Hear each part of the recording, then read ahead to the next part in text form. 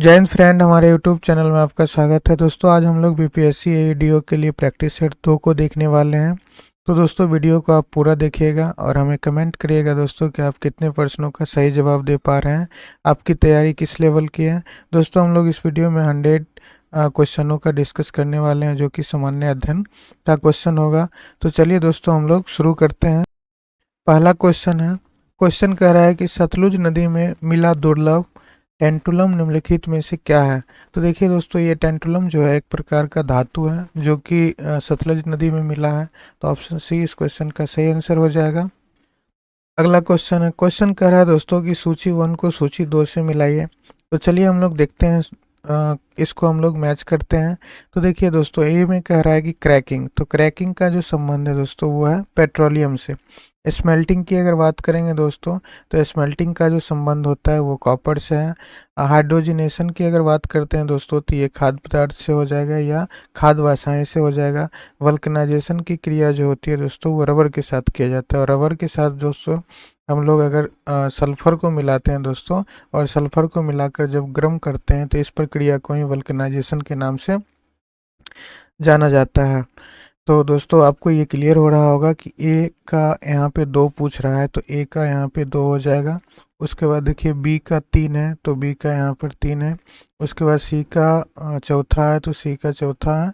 और डी का 1 पूछ रहा है, तो ये अर्थात ऑप्शन बी जो होगा इस क्वेश्चन का सही आंसर हो जाएगा। अगला क्वेश्चन है दोस्तों, क्वेश्चन कह रहा है कि भारत में खेती के आदिम रूप के लिए निम्नलिखित में से कौन सा शब्द प्रयोग किया जाता है। तो देखिए दोस्तों, यहाँ पे आदिम रूप की बात कर रहा है, अर्थात आदि मानव के द्वारा जो खेती करने की जो पद्धति है दोस्तों उसको क्या कहा जाता है। तो उसको बेवर के नाम से जाना जाता है दोस्तों। ऑप्शन ए इसका सही आंसर हो जाएगा। बेवर जो है दोस्तों ये कहाँ पर किया जाता है, तो ये मध्य प्रदेश जो है दोस्तों, मध्य प्रदेश राज्य, वहाँ पर एक आदिवासी समुदाय के द्वारा खेती करने की एक पद्धति है। इस खेती को दोस्तों स्थानांतरित कृषि के नाम से भी जाना जाता है, स्थानांतरित कृषि। और इस कृषि को दोस्तों काटो और जलाओ कृषि के नाम से भी जाना जाता है, तो दोस्तों ध्यान रखिएगा। अगला क्वेश्चन है, 2011 की जनगणना के अनुसार भारत में शहरी जनसंख्या का प्रतिशत कितना है। तो दोस्तों 2011 की जनगणना के अनुसार भारत में शहरी जनसंख्या जो है वो 31.16% है, तो ऑप्शन डी इसका सही आंसर हो जाएगा। अगला क्वेश्चन है, सुंदरवन के संबंध में निम्नलिखित में से कौन सा कथन सही है। तो ध्यान दीजिएगा दोस्तों, यहाँ पे पूछ रहा है कि सही कथन कौन सा है। तो पहला ऑप्शन कह रहा है यह विश्व का सबसे बड़ा डेल्टा है, बिल्कुल सही है। इसका नाम सुंदरी पेड़ के नाम से लिया गया है, बिल्कुल सही है। यह रॉयल बंगाल टाइगर का घर है, दोस्तों ये भी सही है, अर्थात उपयुक्त में से एक से अधिक। ऑप्शन डी इस क्वेश्चन का सही आंसर हो जाएगा।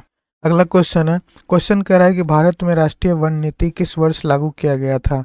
तो दोस्तों भारत में राष्ट्रीय वन नीति 1952 ईस्वी में लागू किया गया था, ऑप्शन ए इसका सही आंसर हो जाएगा। अगला क्वेश्चन है कि जनवरी माह में भारत में 20 डिग्री सेंटीग्रेड की समताप रेखा का विस्तार माना जाता है। तो दोस्तों ये 20 डिग्री सेंटीग्रेड समताप रेखा का विस्तार कहाँ से कहाँ तक है, तो कर्क रेखा के समानांतर किंतु दक्षिण दिशा में होता है, तो ऑप्शन ए इस क्वेश्चन का सही आंसर हो जाएगा। अगला क्वेश्चन है डियर, यहाँ पे क्वेश्चन पूछ रहा है कि निम्नलिखित नदियों के भारत में उनके बेसिन क्षेत्र के घटते क्रमों में से कौन सा क्रम सही है। तो दोस्तों यहाँ पे देखिए दिया हुआ है गंगा, सिंधु, गोदावरी, कृष्णा। दूसरा ऑप्शन में दोस्तों कि सिंधु, गंगा, कृष्णा और गोदावरी।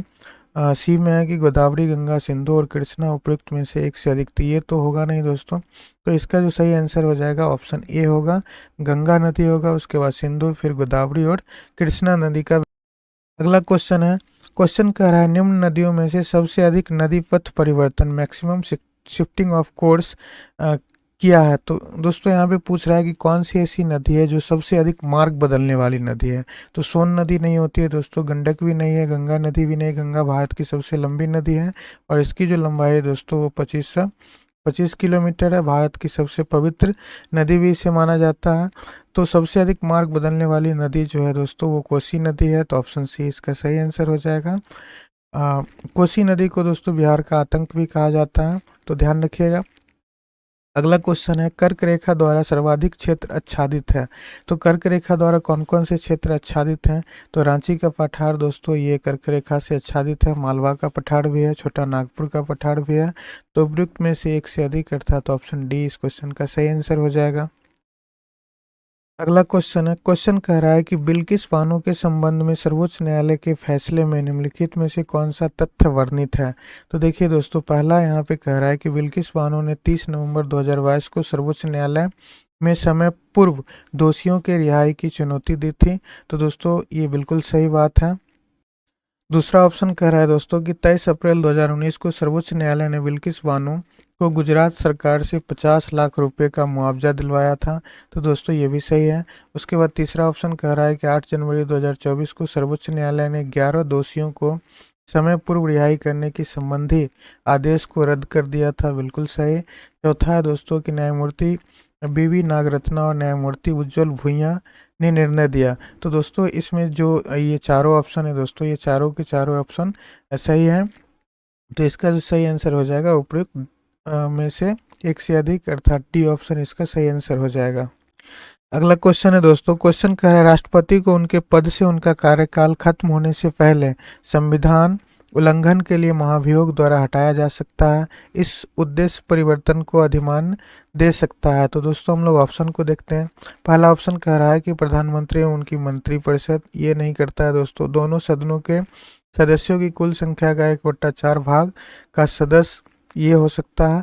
लोकसभा के कुल सदस्यों के आधे सदस्य में से एक कम नहीं। तो दोस्तों ये गलत है। लोकसभा के किसी भी सदन के 2/3 बहुमत से। तो दोस्तों इसका जो सही आंसर हो जाएगा ऑप्शन बी हो जाएगा।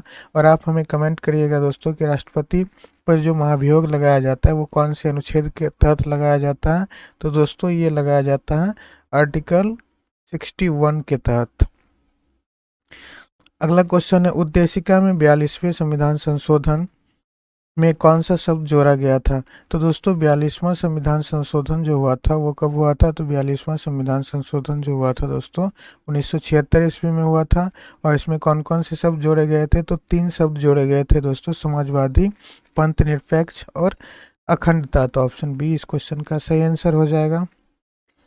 अगला क्वेश्चन है, क्वेश्चन कह रहा है सूची 1 को सूची 2 से सुमेलित कीजिए। तो ऑप्शन ए कह रहा है दोस्तों राज्य के नीति निर्देशक सिद्धांत। राज्य का नीति निर्देशक सिद्धांत जो है वो कहाँ से लिया गया है। तो दोस्तों ये आयरलैंड के संविधान से लिया गया है। उसी तरह मौलिक अधिकार की बात करता है दोस्तों, तो ये संयुक्त राज्य अमेरिका के संविधान से लिया गया है। संघ एवं राज्यों के बीच का संबंध जो है दोस्तों ये लिया गया है ऑस्ट्रेलिया के संविधान से। और भारत राज्यों का संघ है, ये कनाडा के संविधान से लिया गया है दोस्तों। तो इसके अकॉर्डिंग हम लोग अगर देखते हैं तो अपना ऑप्शन बन जाएगा एक का हो जाएगा दोस्तों 3। उसके बाद बी का मौलिक अधिकार हो जाएगा दोस्तों 4। उसके बाद संघ एवं राज्य के बीच संबंध हो जाएगा 1। और भारत राज्यों का संघ है तो दोस्तों ये हो जाएगा 2। तो 3 4 1 2 जहाँ पे होगा दोस्तों 3 4 1 2 नहीं 3 4 1 2। तो ऑप्शन डी जो होगा दोस्तों इस क्वेश्चन का सही आंसर हो जाएगा। अगला क्वेश्चन है, क्वेश्चन कर रहा है केंद्रीय भवन अनुसंधान संस्थान कहाँ स्थित है। तो केंद्रीय भवन अनुसंधान संस्थान जो है दोस्तों वो रुड़की में स्थित है। तो ऑप्शन सी इस क्वेश्चन का सही आंसर हो जाएगा। और रुड़की है कहाँ दोस्तों, तो ये उत्तराखंड में स्थित है। इसको हम लोग यूके बोल सकते हैं दोस्तों, आप यूनाइटेड किंगडम मत समझिएगा इसको। अगला क्वेश्चन है कि निम्नलिखित में से कौन से आदर्श मूलक वचन है। तो हम लोग ऑप्शन को देखते हैं। ऑप्शन कह रहा है गरीबी एक ऐसी स्थिति है जहाँ लोग अपनी बुनियादी जरूरत को पूरा नहीं कर पाते हैं। ये तो दोस्तों सही लग रहा है, लेकिन आदर्श मूलक वचन की बात कर रहा है। बी में कह रहा है बेरोजगारी गरीबी के कारण में से एक है, ये भी हो सकता है। सरकार को बेरोजगारी और गरीबी को नियंत्रित करने के लिए और उपाय करने चाहिए और उपयुक्त में से एक से अधिक। तो देखिए दोस्तों यहाँ पे पूछ रहा है कि आदर्श मूलक वचन कौन है। तो ऑप्शन सी जो है दोस्तों इसका सही आंसर हो जाएगा। सरकार को बेरोजगारी और गरीबी को नियंत्रित करने के लिए और उपयोग और उपाय करना चाहिए। अगला क्वेश्चन है, कौन सी गतिविधि किसी क्षेत्र में भूमि उपयोग को प्रभावित करती है। तो दोस्तों भौगोलिक गतिविधि तो करती नहीं, सामाजिक गतिविधि नहीं होगा। आर्थिक गतिविधि जो होती है दोस्तों वो भौगोलिक क्षेत्र को या भौगोलिक भूमि को प्रभावित करता है। तो ऑप्शन ए इस क्वेश्चन का सही आंसर हो जाएगा। अगला क्वेश्चन है, क्वेश्चन कह रहा है मैडम भिखाजी कामा ने भारत के तिरंगी स्वतंत्रता ध्वज को कहाँ फहराया था। तो दोस्तों मैडम भिखाजी रुस्तम कामा इनका पूरा नाम है दोस्तों। और इन्होंने पहली बार तिरंगा ध्वज को स्टुटगार्ट जर्मनी में फहराई थी। तो ऑप्शन सी इस क्वेश्चन का सही आंसर हो जाएगा। अगला क्वेश्चन है कि सन 1916 में बाल गंगाधर तिलक और श्रीमती एनी बेसेंट द्वारा भारतीयों के लिए होम रूल लीग आंदोलन क्यों चलाया गया? तो दोस्तों यहाँ पे देखिए ऑप्शन कह रहा है प्रथम विश्व युद्ध में जाने के विरोध में। दोस्तों ऐसा नहीं हुआ था। बंगाल विभाजन के विरोध में, ये भी नहीं हुआ था। ब्रिटिश भारतीय सरकार से स्वशासन प्राप्त करने के लिए। तो दोस्तों ये बिल्कुल सही है, ऑप्शन सी इसका सही आंसर हो जाएगा। अगला क्वेश्चन है कि वर्ष 1940 के अगस्त प्रस्ताव में क्या प्रस्ताव रखा गया था? तो दोस्तों अगस्त 1940 के जो अगस्त प्रस्ताव हुए थे उसमें क्या प्रस्ताव रखा गया था? तो ऑप्शन को हम लोग देखते हैं। कह रहा है भारत में स्नेह स्नेह पूर्णतः स्वतंत्रता। तो धीरे धीरे भारत की स्वतंत्रता की बात नहीं हुई थी। तो दोस्तों अगस्त प्रस्ताव में डोमिनियन स्टेटस की बात की गई थी। तो ऑप्शन बी इसका सही आंसर हो जाएगा। अगला क्वेश्चन है कि निम्न को कालक्रम क्रमानुसार व्यवस्थित कीजिए। तो देखिए दोस्तों, गांधी की भारत में वापसी। गांधी जी दक्षिण अफ्रीका से भारत जो वापस लौटे थे 1915 में वापस आए थे। लखनऊ समझौता दोस्तों 1916 में हुआ था। प्रथम विश्व युद्ध 1914 ईस्वी में, 1914 से 18 तक चला था दोस्तों। और चंपारण सत्याग्रह जो था 1917 ईस्वी में हुआ था। तो इसके अकॉर्डिंग अगर हम लोग सेट करते हैं तो सबसे पहले की जो घटना है दोस्तों वो प्रथम विश्व युद्ध का आरंभ है 1914 में। तो 3 नंबर ऑप्शन पहला। तो देखिए इसको काट दीजिए, ये काट दीजिए। 3 नंबर ये बी और डी में है। तो 3 के बाद हो जाएगा दोस्तों 1915 के बाद 16 की घटना हो जाएगी लखनऊ समझौता। तो 2 हो जाएगा, 3 के बाद 2 है यहाँ पर। उसके बाद हो जाएगा कि सॉरी सॉरी सॉरी दोस्तों, यहाँ पे देखिए 3 के बाद होगा 1914 के बाद 15 की घटना होगी। 15 में गांधी जी भारत वापस आए थे। उसके बाद 16 वाला घटना हो जाएगा लखनऊ समझौता। तो ये 2 नंबर ऑप्शन, और अंत में ये 4, अर्थात ऑप्शन डी इस क्वेश्चन का सही आंसर हो जाएगा। अगला क्वेश्चन है, क्वेश्चन कह रहा है महात्मा गांधी ने 1919 में किसके खिलाफ सत्याग्रह आंदोलन शुरू किया था? तो दोस्तों गांधी जी 1919 में जो सत्याग्रह की शुरुआत किए थे वो किस वजह से किए थे? जालियांवाला बाग हत्याकांड के लिए। ऐसा नहीं हुआ था दोस्तों। एबोलिशमेंट ऑफ प्रिंसली स्टेटस के लिए ऐसा भी नहीं हुआ दोस्तों। गांधी जी ने खिलाफत सत्याग्रह आंदोलन की शुरुआत इनेक्टमेंट ऑफ रॉलेट एक्ट के लिए किया था। तो ऑप्शन डी इस क्वेश्चन का सही आंसर हो जाएगा। अगला क्वेश्चन है, क्वेश्चन कह रहा है भारतीय राष्ट्रीय आंदोलन ग्रामपंथियों के प्रभाव अधीन आया था। तो भारतीय राष्ट्रीय आंदोलन जो था ग्रामपंथियों के अधीन कब आया था दोस्तों? तो ये 1906 ईस्वी के बाद आया था। तो ऑप्शन ए इसका सही आंसर हो जाएगा। अगला क्वेश्चन है दोस्तों, भारतीय स्वतंत्रता संघर्ष के समय कांग्रेस का शैशव काल किस अवधि को कहा जाता है? तो दोस्तों भारतीय राष्ट्रीय कांग्रेस की जो स्थापना हुई थी वह 18 दिसंबर 1885 ईस्वी में हुआ था। और यहाँ पे कह रहा है कि भारतीय स्वतंत्रता संघर्ष के समय कांग्रेस का शैशवा काल की अवधि क्या थी? तो दोस्तों ये 1885 से 1950 की अवधि थी। तो 1885 से 1905 की अवधि थी। तो ऑप्शन ए इसका सही आंसर हो जाएगा। अगला क्वेश्चन है दोस्तों, क्वेश्चन कह रहा है 1857 की क्रांति के समय निम्नलिखित में से कौन भारत के गवर्नर जनरल थे? तो जिस समय दोस्तों 1857 की क्रांति को हम लोग किस क्रांति के नाम से जानते हैं दोस्तों? तो ये सैनिक क्रांति के नाम से इसे जाना जाता है। और इस समय भारत के गवर्नर जनरल कौन थे? तो दोस्तों लॉर्ड कैनिंग थे भारत के गवर्नर जनरल। तो ऑप्शन बी इसका सही आंसर हो जाएगा। अगला क्वेश्चन है, क्वेश्चन कर रहा है वुड के 1854 के प्रेषण के संबंध में निम्नलिखित कथन पर विचार कीजिए।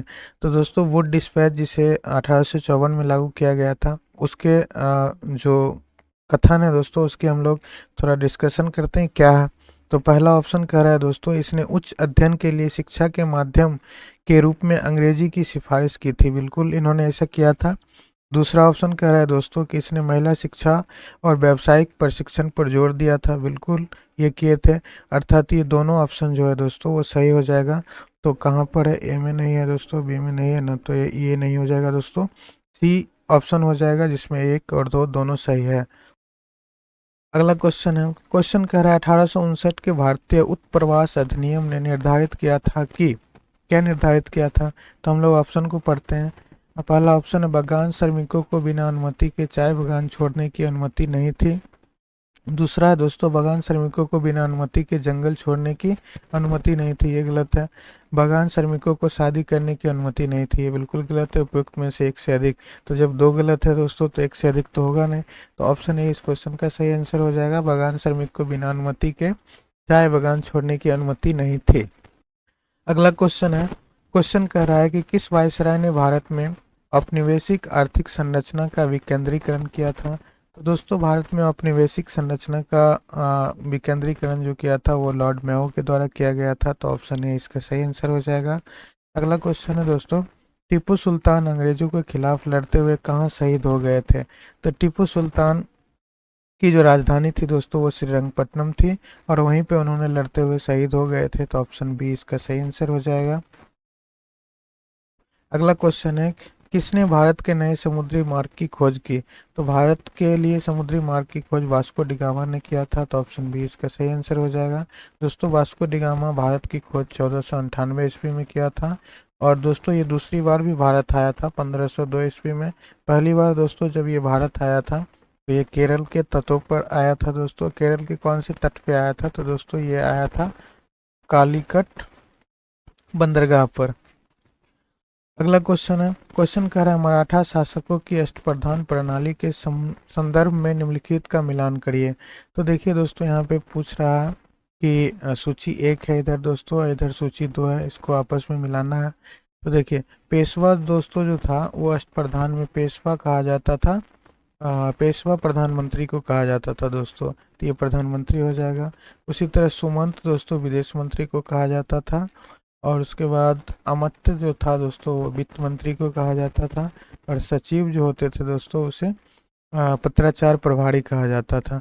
तो देख लीजिए पहला का 2 हो जाएगा, उसके बाद बी का 1 हो जाएगा, सी का 4 हो जाएगा और डी का दोस्तों 3 हो जाएगा। तो 2 1 4 3 2 1 4 3 यहाँ पे नहीं है, 2 1 4 3 ऑप्शन है इसका सही आंसर हो जाएगा। अगला क्वेश्चन है महाभारत के फारसी अनुवाद का नाम क्या था। तो दोस्तों महाभारत का फारसी अनुवाद जो था उसका जो शीर्षक था दोस्तों उसका नाम रज्मनामा था। तो ऑप्शन डी इसका सही आंसर हो जाएगा। रज्मनामा का जो अर्थ होता है दोस्तों, इसका अर्थ होता है युद्धों की पुस्तक। ध्यान रखिएगा दोस्तों इसको।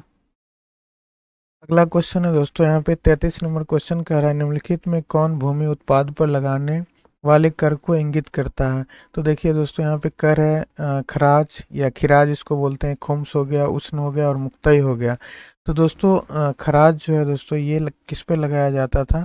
तो दोस्तों ये जो हिंदू अपना किसान हुआ करते थे तो हिंदू किसान पर ये लगाया जाता था खराज। उसी तरह से दोस्तों यहाँ पे उष्ण जो है ये मुस्लिम पे लगाया जाता था। तो मुस्लिम जो किसान हुआ करते थे कृषक उस पे लगाया जाता था उष्ण। और दोस्तों यहाँ पे ये खुम्स जो हुआ करता था तो खुम्स को हम लोग लूट का धन बोलते, मतलब लूट का धन कहा जाता था खुम्स को। और उसके बाद जो ये मुक्तई क्या बच गया दोस्तों, मुक्तई। तो मुक्तई जो था वो टैक्स का शायद कॉम्बिनेशन हुआ करता था। तो यहाँ पे पूछ रहा है कि भूमि उत्पाद पर लगाने वाले कर को इंगित करिए। तो खराज हो जाएगा, उसके बाद उष्ण हो जाएगा और मुक्तई हो जाएगा। तो 1 3 और 4, 1 3 4 कहाँ ऑप्शन है दोस्तों। तो ऑप्शन डी में 1 3 4 है। तो ऑप्शन डी इस क्वेश्चन का सही आंसर हो जाएगा। अगला क्वेश्चन है कि निम्नलिखित में से किस सुल्तान के दरबार में सबसे अधिक गुलाम थे। तो दोस्तों सबसे अधिक गुलाम जो था वो फिरोज शाह तुगलक के दरबार में रहता था। ये दासों का बहुत बड़ा शौकीन था दोस्तों। ऑप्शन डी इसका सही आंसर हो जाएगा। दोस्तों इसके दरबार में 1,80,000 दास रहते थे। अगला क्वेश्चन है कि महमूद गजनी ने अपना अंतिम सैन्य अभियान भारत पर कब किया था। तो दोस्तों महमूद गजनी भारत पर जो पहला आक्रमण किया था वो 1001 ईस्वी में किया था और इसका जो चर्चित आक्रमण था दोस्तों वो 1025 ईस्वी में सोमनाथ मंदिर पर हुआ था। और जाटों के विरुद्ध इन्होंने अंतिम आक्रमण 1027 ईस्वी में किया था और यही भारत पर उसका अंतिम आक्रमण था। और 1030 ईस्वी में दोस्तों महमूद गजनी की मृत्यु हो जाती है। तो ऑप्शन डी इस क्वेश्चन का सही आंसर हो जाएगा। अगला क्वेश्चन है राजा प्रवरसेन के बारे में निम्नलिखित पर विचार करिए। तो दोस्तों ऑप्शन ए कह रहा है कि वह वाकाटक वंश का वास्तविक संस्थापक था। दूसरा ऑप्शन है उनका साम्राज्य उत्तर में बुंदेलखंड से लेकर दक्षिण में हैदराबाद तक फैला हुआ था। तीसरा ऑप्शन है दोस्तों वो अपने पिता विंध्य शक्ति के उत्तराधिकारी बने थे। चौथा है दोस्तों उनका उल्लेख पुराणों में मिलता है। तो दोस्तों यहाँ पर जो ऑप्शन होगा दोस्तों वो बी सी डी हो जाएगा। तो बी और सी डी ऑप्शन सी के अंदर है, तो ये ऑप्शन सी इसका सही आंसर हो जाएगा। वो अगला क्वेश्चन है, क्वेश्चन कह रहा है सूची एक को सूची दो से मिलाइए। तो दोस्तों देखिए, पतंजलि, पतंजलि के बारे में आप सभी को पता होगा कि महाभाष्य के लेखक थे। उसके बाद है दोस्तों यहाँ पर दस कुमार दांडी, दांडी के जो लेखक, दस कुमार चैत्र के लेखक दांडी हैं दोस्तों। उसके बाद साम देव जो है वो नीति वाक्यमृत के हैं, और हेमचंद्र सूरी जो है दोस्तों वो कुमार पाल चरित के हैं। तो एक का दोस्तों यहाँ पे हो जाएगा चार, चार एक दो तीन। तो चार एक दो तीन कहाँ है दोस्तों, ये तो है ना, ये चार दो है, ये नहीं होगा, चार एक दो तीन। तो ऑप्शन डी इस क्वेश्चन का सही आंसर हो जाएगा। अगला क्वेश्चन है, क्वेश्चन कह रहा है सांची स्तूप मूल रूप से किस मौर्य शासक ने बनवाया था। तो दोस्तों सांची के स्तूप का निर्माण अशोक के द्वारा करवाया गया था। तो ऑप्शन सी इस क्वेश्चन का सही आंसर हो जाएगा। तो दोस्तों कलहन जो है वो कश्मीर के इतिहास का वर्णन किया है। तो ऑप्शन सी इसका सही आंसर हो जाएगा। अगला क्वेश्चन है, मेगास्थनीज डैश का राजदूत था। तो मेगास्थनीज जो था दोस्तों वो सेल्यूकस निकेटर का राजदूत था। तो ऑप्शन ए इसका सही आंसर हो जाएगा। अगला क्वेश्चन है, चंपा निम्नलिखित में से किस महाजनपद की राजधानी थी। तो दोस्तों चंपा जो थी वो अंग की राजधानी थी। ऑप्शन सी इसका सही आंसर हो जाएगा। अगला क्वेश्चन है, महावीर का जन्म 540 ईस्वी पूर्व में किस स्थान पर हुआ था। तो दोस्तों महावीर का जन्म जो हुआ था वो वैशाली में हुआ था। ऑप्शन ए इसका सही आंसर हो जाएगा। अगला क्वेश्चन है, गौतम बुद्ध को किस स्थान पर ज्ञान प्राप्त हुआ था। तो दोस्तों गौतम बुद्ध को बोध गया में ज्ञान की प्राप्ति हुई थी। तो ऑप्शन ए इसका सही आंसर हो जाएगा। अगला क्वेश्चन है दोस्तों कि वर्ण आश्रम प्रचलित था ऋग्वेद के समय में, ऋग्वेद के बाद के समय में, मानव धर्म शास्त्र के समय में, महाभारत के विषय का समेकन के समय में। तो दोस्तों वर्ण आश्रम का जो प्रचलन था वो ऋग्वेद के समय में था। तो ऑप्शन ए इसका सही आंसर हो जाएगा। अगला क्वेश्चन है, सिंधु घाटी स्थल सुतका गैंडोर किस नदी के मुहाने पर स्थित है। तो दोस्तों ये दास्क नदी के मुहाने पर स्थित है। ऑप्शन सी इसका सही आंसर हो जाएगा। अगला क्वेश्चन है कि ईस्वी सन 100 वर्ष में लोहे के पहिए वाला रथ का किस देश में उपयोग होता था। तो लोहे के पहिए वाला रथ का उपयोग दोस्तों भारत में होता था। तो ऑप्शन बी इसका सही आंसर हो जाएगा। अगला क्वेश्चन है, क्वेश्चन कर रहा है भारत में प्रथम सिक्के कहाँ चलन में चलन में गए थे। तो दोस्तों भारत में पहले बार जो सिक्के का चलन था वो कुषाण के द्वारा किया गया था। ऐसे हिंदी यूनानी जब भारत में आए थे तो दोस्तों उन्होंने सिक्के का प्रचलन शुरू किया था, और सोने के जो सर्वाधिक सिक्के थे दोस्तों वो कुषाणों ने भारत में जारी किया था। लेकिन यहाँ पे पूछ रहा है भारत में प्रथम सिक्के कहाँ चलाए गए थे। तो ये उत्तर भारत में चलाए गए थे। ऑप्शन सी इसका सही आंसर होगा। दोस्तों आप इनमें से कितने क्वेश्चन का सही जवाब दे पा रहे हैं दोस्तों, वो कमेंट करके आप ज़रूर बताइएगा दोस्तों। ठीक है, हम लोग आगे बढ़ते हैं। 48 नंबर क्वेश्चन, क्वेश्चन कह रहा है निम्नलिखित में से कौन सा राज्य भारत में पायराइट का सबसे बड़ा उत्पादक राज्य है। तो दोस्तों भारत में पायराइट का सबसे बड़ा उत्पादक राज्य बिहार है। तो ऑप्शन बी इसका सही आंसर हो जाएगा। अगला क्वेश्चन है कि डगमरा जल विद्युत परियोजना का संबंध बिहार में किस नदी पर है। तो दोस्तों डगमरा जल विद्युत परियोजना जो है वो बिहार में कोसी नदी पर है। कोसी को बिहार का आतंक भी कहा जाता है। ऑप्शन ए इसका सही आंसर हो जाएगा।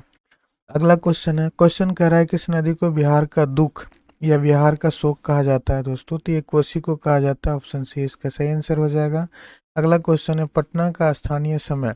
तो पटना का स्थानीय समय की बात करें दोस्तों या इंडिया का स्थानीय समय की बात करें, तो ये दोस्तों कह रहा है कि भारतीय मानक समय से आगे है।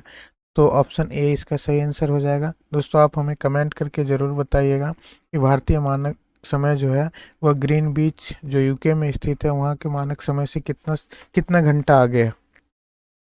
अगला क्वेश्चन है, बिहार से पृथक होने पर झारखंड को कितना प्रतिशत हिस्सा मिला था। तो दोस्तों बिहार से जब झारखंड अलग हुआ था 2000 ईस्वी में, तो दोस्तों इसको कितना प्रतिशत भूमि का हिस्सा दिया गया था। तो 45.85% हिस्सा दिया गया था। ऑप्शन डी इसका सही आंसर हो जाएगा। अगला क्वेश्चन है, बिहार सरकार के 7 निश्चयों में निम्न में से कौन सा सम्मिलित नहीं है। तो देखिए दोस्तों यहाँ पे महिला रोजगार की बात नीतीश चर्चा करते हैं। साफ पीने का पानी, इसकी भी चर्चा की गई है 7 निश्चय में। सभी परिवारों को बिजली की आपूर्ति, इसकी भी चर्चा की गई है। बाल कल्याण की दोस्तों कोई चर्चा नहीं की गई है। और ऑप्शन पूछ रहा है कि 7 निश्चय में कौन सी योजना है जो सम्मिलित नहीं किया गया था। तो ऑप्शन डी इसका सही आंसर हो जाएगा बाल कल्याण। अगला क्वेश्चन है, बिहार भारत के किस फल के वार्षिक उत्पादन का 71% उत्पादन करता है? तो दोस्तों बिहार किस फल के उत्पादन के लिए प्रसिद्ध है? तो दोस्तों ये लीची के लिए प्रसिद्ध है। ऑप्शन सी इसका सही आंसर हो जाएगा। और पूछेगा दोस्तों कि बिहार में लीची सबसे अधिक कहाँ उत्पादन किया जाता है? तो ये दोस्तों किया जाता है मुजफ्फरपुर में। मुजफ्फरपुर लीची के लिए बहुत फेमस इलाका है। अगला क्वेश्चन है कि निम्नलिखित में से कौन सी राशि सदिश राशि नहीं है? तो देखिए दोस्तों, विस्थापन सदिश राशि है, वेग भी सदिश राशि है, बल भी सदिश राशि है, आयतन अदिश राशि है। तो ऑप्शन डी इसका सही आंसर हो जाएगा। अगला क्वेश्चन है, क्वेश्चन कह रहा है स्वतंत्रता पूर्वक गिरते पिंड के लिए कुल ऊर्जा क्या रहेगी? तो निरंतर गिरती रहेगी, नहीं होगा दोस्तों। निरंतर बढ़ती रहेगी, ये भी नहीं होगा। शून्य रहती है, ऐसा भी नहीं होगा दोस्तों। ये स्वतंत्रता पूर्वक गिरते हुए पिंड की जो कुल ऊर्जा है वो स्थिर रहती है। तो ऑप्शन सी इसका सही आंसर हो जाएगा। अगला क्वेश्चन है, ऊष्मागतिकी का प्रथम नियम जिस संरक्षण नियम के ऊपर आधारित है वह नियम क्या कहलाता है? तो दोस्तों ऊष्मागतिकी का नियम जो है वो ऊर्जा का नियम है। तो ऑप्शन ए इसका सही आंसर हो जाएगा। अगला क्वेश्चन है, तेल सिल्क क्या है? तो तेल स्लिक जो है दोस्तों वो है समुद्र की सतह पर तेल की पतली फिल्म या पतली परत जो होती है दोस्तों, उसे तेल स्लिक के नाम से जाना जाता है। तो ऑप्शन सी इसका सही आंसर हो जाएगा। अगला क्वेश्चन है, सूखी बर्फ। तो सूखी बर्फ दोस्तों ठोस कार्बन डाइऑक्साइड को कहा जाता है। तो ऑप्शन सी इस क्वेश्चन का सही आंसर हो जाएगा। अगला क्वेश्चन है, क्वेश्चन कह रहा है निम्नलिखित अम्लों का उनके प्राकृतिक स्रोत से मिलान करिए। तो देखिए दोस्तों, सिरका जो है इसका जो प्राकृतिक स्रोत है वो एसिटिक एसिड है। संतरा के अंदर दोस्तों साइट्रिक एसिड पाया जाता है और दही के अंदर लैक्टिक एसिड पाया जाता है। तो इसका जो सही आंसर हो जाएगा वो हो जाएगा 3-1-2। तो 3-1-2 ऑप्शन ए इसका सही आंसर हो जाएगा। अगला क्वेश्चन है, स्टेनलेस इस्पात एक मिश्र धातु है। तो दोस्तों स्टेनलेस स्टील जो होता है वो किसका किसका मिश्र धातु होता है? तो ये इस्पात क्रोमियम और निकेल का होता है। ऑप्शन ए इसका सही आंसर हो जाएगा। अगला क्वेश्चन है कि गैलेना डैश का अयस्क है। तो दोस्तों गैलेना जो है वो शीशा का अयस्क है। ऑप्शन डी इसका सही आंसर हो जाएगा। अगला क्वेश्चन है, भारत में प्रचुर मात्रा में पाया जाने वाला अयस्क कौन है? तो दोस्तों भारत में सबसे अधिक मात्रा में पाया जाने वाला अयस्क जो होता है वो मोनाजाइट है। मोनाजाइट किसका अयस्क है दोस्तों? तो ये अयस्क जो है वो थोरियम का अयस्क है। तो याद रखिएगा दोस्तों, ऑप्शन ए इसका सही आंसर हो जाएगा। मोनाजाइट भारत में प्रचुर मात्रा में उपलब्ध है। अगला क्वेश्चन है, कौन सा रासायनिक अपक्षय प्रक्रम चूना पत्थर को अधिक प्रभावित करता है? तो दोस्तों ये जो प्रक्रम है दोस्तों, ये ऑक्सीकरण नहीं होता है, सल्फोनीकरण भी नहीं होता है, जल योजनीकरण भी नहीं होता है दोस्तों। ऑप्शन डी इसका सही आंसर हो जाएगा, इनमें से कोई नहीं। इसको दोस्तों रासायनिक अपक्षय प्रक्रम जो चूना को अत्यधिक प्रभावित करता है उसको कार्बोनेशन बोलते हैं। अगला क्वेश्चन है दोस्तों कि सूची 1 को सूची 2 से मिलाइए। तो सूची 1 में है दोस्तों, पहला कह रहा है कि धोने का सोडा। तो धोने का सोडा को हम लोग सोडियम कार्बोनेट के नाम से जानते हैं। कास्टिक सोडा दोस्तों इसको हम लोग सोडियम हाइड्रोक्साइड कहते हैं। तूतिया के बारे में आप जानते होंगे दोस्तों, ये कॉपर सल्फेट को कहा जाता है और हाइपो के नाम से सोडियम थायोसल्फेट को जाना जाता है। तो दोस्तों ये हो जाएगा 4-4-1-2-3। तो ऑप्शन में यहाँ पर 4-1-2-3। तो ऑप्शन ए ही इसका सही आंसर हो जाएगा। अगला क्वेश्चन है, क्वेश्चन कह रहा है लोहे के संक्षारण जिसको दोस्तों जंग लगना बोलते हैं को रोकने के लिए निम्नलिखित में से कौन सी विधि उपयुक्त नहीं है?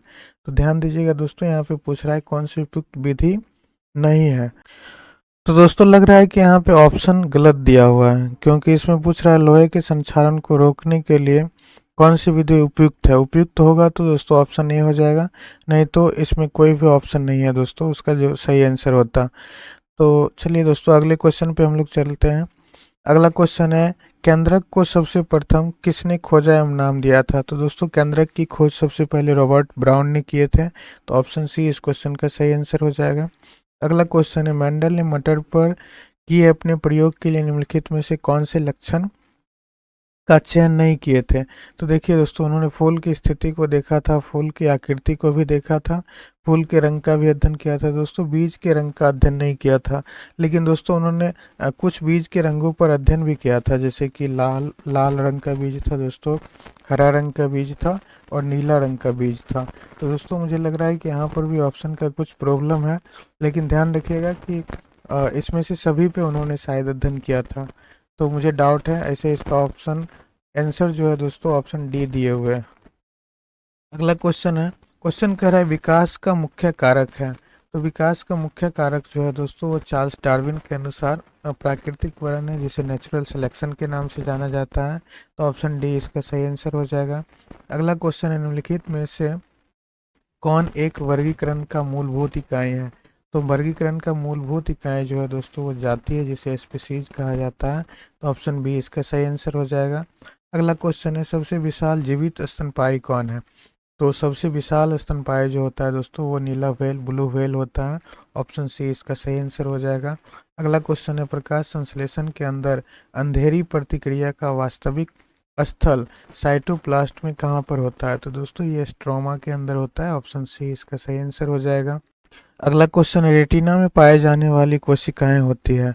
तो देखिए दोस्तों, किस प्रकार की कोशिका रेटिना के अंदर पाई जाती है। तो एमेक्राइन कोशिकाएं पाई जाती है दोस्तों। ऑप्शन सी इसका सही आंसर हो जाएगा। अगला क्वेश्चन है, आधुनिक मनुष्य के हाल का पूर्वज क्या था। तो जावा मनुष्य नहीं था, नियंडरथल मनुष्य ये भी नहीं था दोस्तों, पेकिंग मनुष्य ये भी नहीं था, क्रो मैग्नन मनुष्य जो था वो आधुनिक मनुष्य का सबसे हाल का पूर्वज है। तो ऑप्शन बी इसका सही आंसर हो जाएगा। अगला क्वेश्चन है, करवाहट के लिए मानव जीव का संवेदनशील क्षेत्र कौन सा है। तो करवाहट के लिए मानव जीव का पीछे का जो भाग होता है दोस्तों वो सेंसिटिव होता है। तो ऑप्शन सी इसका सही आंसर हो जाएगा।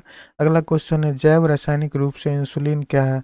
तो इंसुलिन जो दोस्तों है वो प्रोटीन होता है। तो ऑप्शन सी इसका सही आंसर हो जाएगा। अगला क्वेश्चन है, मनुष्य में गुर्दे को मूत्राशय से जोड़ने वाली नलिका क्या कहलाती है। तो मूत्रपत्र नहीं होता है दोस्तों, नेफ्रॉन भी नहीं होता, ये किडनी की इकाई होती है, इसे मूत्रवाहिनी के नाम से जाना जाता है। ऑप्शन बी इसका सही आंसर है। अगला क्वेश्चन है, अंतरापरसुक पेशियां पाई जाती है। तो दोस्तों ये पेशियां पसलियों के अंदर पाई जाती है, और मानव में जो पसलियां होती है जो दोस्तों वो 12 पेयर में होता है। तो ध्यान रखिएगा इसको। अगला क्वेश्चन है कि हमारे शरीर के अंदर भोजन को ब्रेक डाउन करने वाला उत्प्रेरक कौन है। तो हमारे पेट के अंदर भोजन को जो तोड़ता है दोस्तों वो पाचक एंजाइम तोड़ते हैं। तो ऑप्शन बी इसका सही आंसर हो जाएगा। अगला क्वेश्चन है, एंटीबायोटिक औषधि का एक उदाहरण है। तो देखिए दोस्तों, एंटीबायोटिक औषधि का जो उदाहरण वो पेनिसिलिन भी इसका उदाहरण है।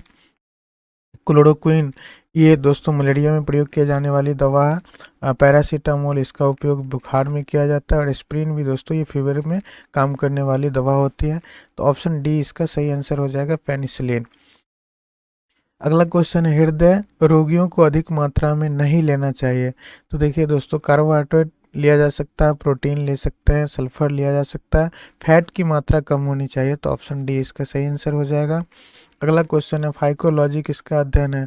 तो दोस्तों फाइकोलॉजी के अंदर जो शैवाल का अध्ययन किया जाता है। तो ऑप्शन ए इसका सही आंसर हो जाएगा। अगला क्वेश्चन है, किस रंग द्रव्य की उपस्थिति के कारण पौधे का रंग हरा होता है। तो पौधे का रंग हरा जो होता है दोस्तों, पत्ती का रंग हरा होता है, ये क्लोरोफिल की उपस्थिति के कारण। तो ऑप्शन सी इसका सही आंसर हो जाएगा। अगला क्वेश्चन है, सूरज के प्रकाश की उपस्थिति में कार्बन डाइऑक्साइड व पानी से कार्बोहाइड्रेट बनाने की क्रिया क्या कहलाती है। तो दोस्तों ये प्रकाश संश्लेषण फोटोसिंथेसिस कहलाती है। ऑप्शन सी इसका सही आंसर हो जाएगा। अगला क्वेश्चन है, किस रंग द्रव्य की उपस्थिति के कारण पौधे का रंग हरा होता है। दोस्तों ये रिपीटेड क्वेश्चन है, क्लोरोफिल इसका सही आंसर ऑप्शन। अगला क्वेश्चन है, पुरुष जन्म का नियमन करने के लिए किस चीज़ का उपयोग करता है। तो देखिए लूप जो होता है वो फीमेल में लगता है, कॉपर टी फीमेल के अंदर होती है, माला डी ये मेडिसिन होती है दोस्तों, ये महिला के लिए इसका उपयोग होता है। कंडोम का उपयोग जो होता है वो पुरुष करते हैं। तो ऑप्शन बी इसका सही आंसर हो जाएगा। अगला क्वेश्चन है, तारपीन का तेल निकाला जाता है। तो दोस्तों तारपीन का तेल जो है वो चीड़ के पेड़ से निकाला जाता है। तो ऑप्शन ए इसका सही आंसर हो जाएगा। अगला क्वेश्चन है कि निम्न में से कौन सा कीट मनुष्य मात्र के लिए उपयोगी नहीं है। ध्यान दीजिएगा दोस्तों, यहाँ पे कह रहा है उपयोगी नहीं है। तो मधुमक्खी उपयोगी है, केचुआ भी उपयोगी है, इसे किसान का मित्र कहा जाता है। रेशम का कीड़ा उपयोगी है दोस्तों, इससे हम रेशम प्राप्त करते हैं। टेप वर्म जो होता है दोस्तों ये हमें हानि पहुंचाने वाला एक जीवाणु होता है। तो ऑप्शन सी इसका सही आंसर हो जाएगा। अगला क्वेश्चन है, खेलो भारत नीति 2025 को किस अन्य प्रमुख राष्ट्रीय नीति के साथ एकीकृत किया गया है। तो दोस्तों ये राष्ट्रीय शिक्षा नीति के साथ इंटीग्रेटेड किया गया है। तो ऑप्शन बी इसका सही आंसर हो जाएगा। अगला क्वेश्चन है, भारत की सबसे बड़ी जनजातीय ग्राम विकास योजना के तहत कितने गांव के लिए विकास कार्यक्रमों की मंजूरी दी गई है? तो दोस्तों ये 15,989 गांव के लिए किया गया है, तो ऑप्शन सी इसका सही आंसर हो जाएगा। अगला क्वेश्चन है, हाल ही में लद्दाख के नए उपराज्यपाल लेफ्टिनेंट जनरल के रूप में किसने शपथ ग्रहण किया है? तो दोस्तों ये कविंदर गुप्ता किए हैं, ऑप्शन सी इसका सही आंसर हो जाएगा। अगला क्वेश्चन है, भारत में पहली सफल inter hospital liver liver swap surgery किन दो शहरों के बीच हुई है? तो दोस्तों ये कोयम्बटूर के दो अस्पतालों के बीच हुई है, तो ऑप्शन डी इसका सही आंसर हो जाएगा। अगला क्वेश्चन है, राष्ट्रीय डोपिंग रोधी एजेंसी जिसे नाडा कहा जाता है दोस्तों, ने किस अंतर्राष्ट्रीय संस्था की खुफिया एवं जांच कार्यशाला की मेजबानी की है? तो दोस्तों ये विश्व डोपिंग रोध एजेंसी जिसे वाडा कहा जाता है इसने किया है, तो ऑप्शन बी इसका सही आंसर हो जाएगा। अगला क्वेश्चन है, राष्ट्रीय मानवाधिकार आयोग ने 28-29 जुलाई 2025 को अपनी खुली सुनवाई और शिविर बैठक किस शहर में आयोजित करेगा? तो दोस्तों ये जो है हैदराबाद में करेगा, ऑप्शन सी इसका सही आंसर हो जाएगा। अगला क्वेश्चन है, भारत की पहली निजी स्वामित्व वाली हेलीकॉप्टर फाइनल असेंबली लाइन स्थापित करने के लिए टाटा एडवांस सिस्टम लिमिटेड ने किस यूरोपीय एरोस्पेस कंपनी के साथ साझेदारी की है? तो दोस्तों ये एयरबस के साथ किया है, ऑप्शन सी इसका सही आंसर हो जाएगा। अगला क्वेश्चन है, केंद्र सरकार ने डीआरडीओ के अध्यक्ष डॉक्टर समीर वी कामत को कितने वर्ष का दूसरा सेवा विस्तार प्रदान किया है? तो दोस्तों ये 1 वर्ष के लिए इनका कार्यकाल बढ़ाया गया, तो ऑप्शन बी इसका सही आंसर हो जाएगा। अगला क्वेश्चन है, मशहूर सनग्लास कंपनी ओकली के नए ब्रांड एम्बेसडर कौन बने हैं? तो दोस्तों इसके ब्रांड एम्बेसडर शुभमन गिल बने हैं, ऑप्शन सी इसका सही आंसर हो जाएगा। अगला क्वेश्चन है, बिहार सरकार ने मुख्यमंत्री बागवानी मिशन के तहत किस फल की खेती को विशेष रूप से बढ़ावा देने के लिए एक नई सब्सिडी योजना की घोषणा की है? तो दोस्तों यहाँ पर ये ड्रैगन फ्रूट के लिए किया गया है, तो ऑप्शन डी इसका सही आंसर हो जाएगा। अगला क्वेश्चन है, बिहार सरकार ने मुख्यमंत्री डिजिटल स्वास्थ्य योजना के तहत प्रत्येक नागरिक को एक विशिष्ट स्वास्थ्य आईडी प्रदान करने की घोषणा की है। इस योजना का मुख्य उद्देश्य क्या है? तो दोस्तों इसका सही आंसर हो जाएगा ऑप्शन बी, स्वास्थ्य डेटा का संकेंद्रीकरण और सुलभता। अगला क्वेश्चन है, मई 2025 में बिहार में भीषण गर्मी और लू जिसे हीट वेव कहा जाता है दोस्तों को राज्य सरकार ने किस प्रकार की आपदा घोषित किया है? तो दोस्तों इसे राज्य विशिष्ट आपदा की श्रेणी में रखा गया है, ऑप्शन सी इसका सही आंसर होगा।